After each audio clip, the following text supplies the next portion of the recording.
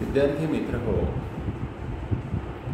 मागच्या तासिकेमध्ये आपण द्वितीय वर्ष साहित्य प्रकार कादंबरी याचा अभ्यास करत होतो आणि यामध्ये आपण विश्राम बेडेकर यांचे रणांगण या कादंबरीचं कथानक, त्याचा कथानकातील पात्र परिचय,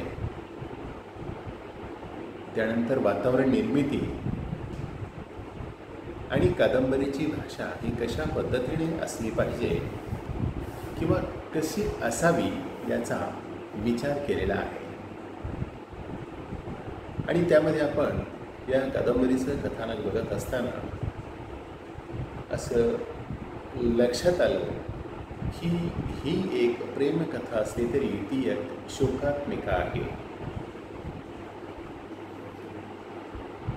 परंतु युरोप आणि भारत यांच्या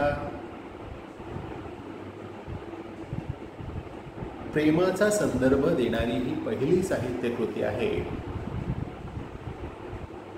मराठीमधील, आणि म्हणूनच तिची लोकप्रियता किंवा तिचं वेगळेपण हे इतर साहित्यापेक्षा वेगळं आहे.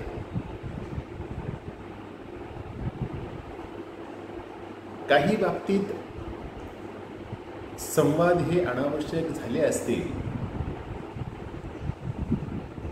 परंतु कादंबरीकाराने ते प्रसंग मुद्दामहून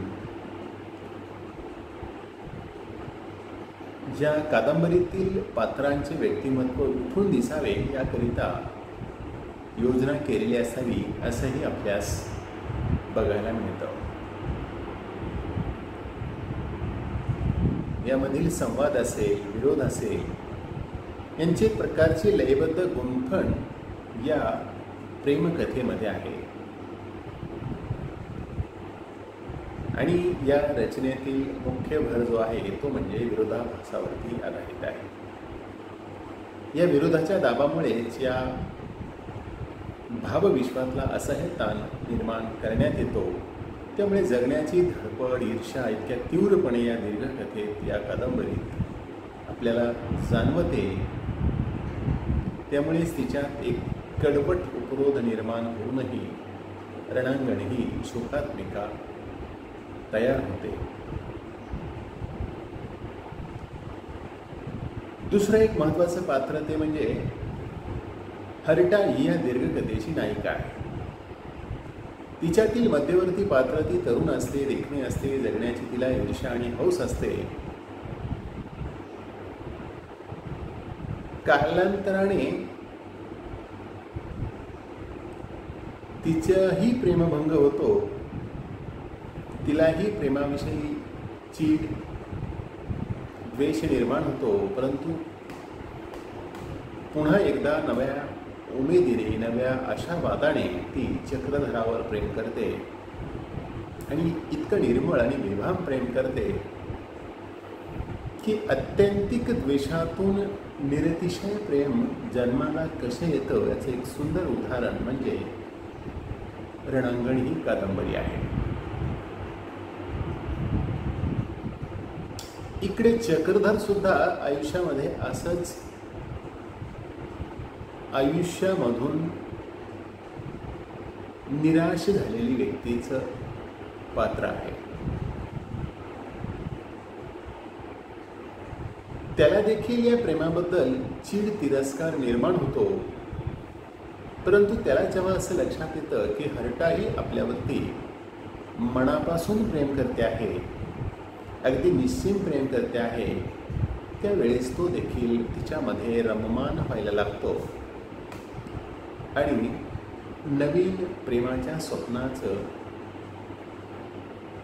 एक सुंदर मंदिर त्याच्या मनामध्ये तो निर्माण करायला लागतो.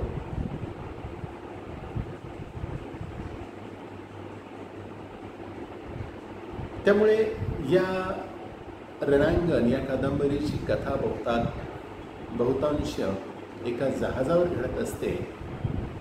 तरीही या समुद्रात तरंगणाऱ्या अमर्याद क्षितिजाने वेढलेल्या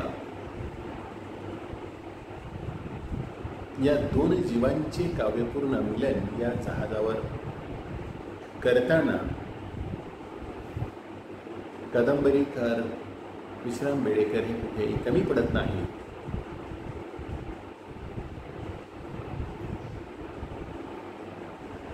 बेडेकरांनी विरोधातून ठिकठिकाणी उपरोधिकही साधला आहे.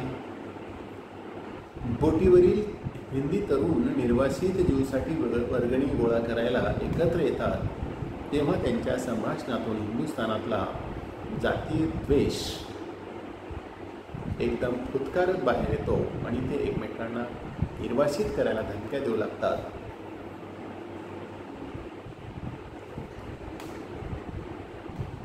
गिद्यांचे छोट्या लोईवरचे प्रेम अगदी निर्मळ निरपेक्ष असते, पण लोईच्या आईला जाळ्यात पकडायचा तो एक डाव होता अशी इतर लोक कल्पना करून घेतात. रणांगणमध्ये विरोध आहे तसा संवादीपणा आहे. हर्टा आणि चक्रधर ही तरुण देखणी संवेदनक्षम माणसे प्रेमाने जोडली जावी यात हा जसा संवाद आहे तसा त्या दोघांची पहिली प्रीत विफल झालेली असावी यातही आहे. आणि म्हणून ही कादंबरी एका वेगळ्या उंचीवरती आल्याशिवाय